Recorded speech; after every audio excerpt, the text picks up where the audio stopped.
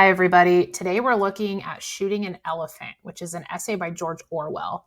Shooting an Elephant is the first text in our unit on the lasting impacts of imperialism.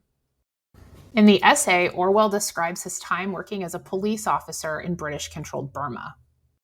Shooting an Elephant is a memoir. Like diaries, memoirs are autobiographical accounts of events their authors experienced. Unlike diaries, though, memoirs are usually written much later, once the authors had some time to reflect on and better understand the situation they experienced. Even though Shooting an Elephant is a memoir, we can still approach it the same way we would any other story. It still has a setting, characters, a plot, and all the other literary elements that other stories have. Today, we'll start with a brief summary of the events that unfold in Orwell's essay. Then we'll look at the main character and the conflicts he encounters in the story. We'll also look at the elephant as a symbol and the different ways it can be interpreted in the story. Finally, we'll analyze the theme, or the message Orwell might be trying to share with us about the impacts of imperialism.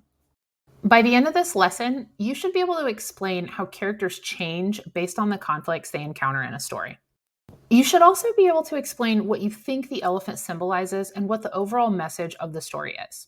Let's start with a quick summary of the story. The story takes place in British-controlled Burma, which is now Myanmar.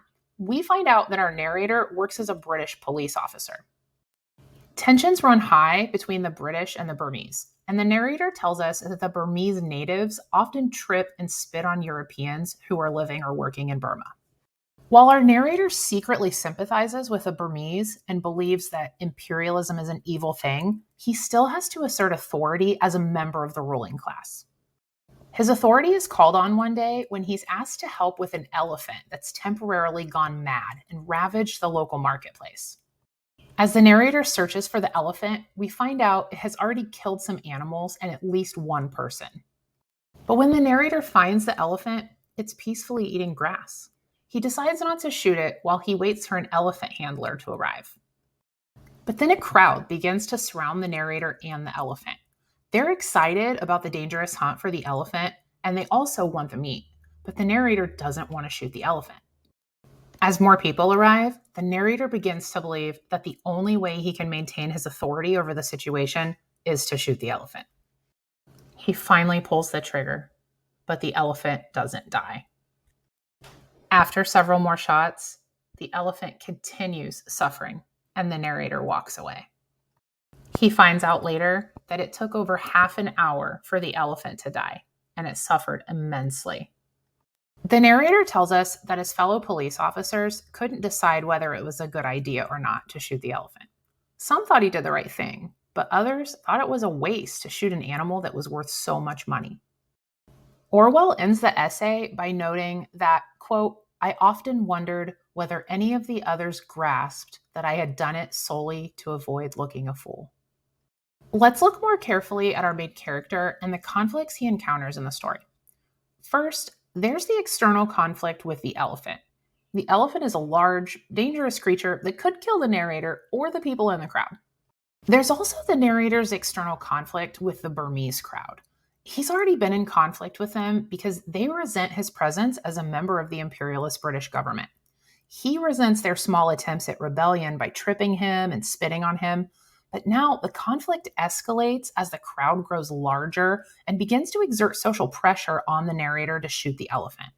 This leads to the narrator's first internal conflict, which is just that he doesn't want to shoot the elephant. At this point, the elephant no longer poses a physical danger to the narrator or to the crowd.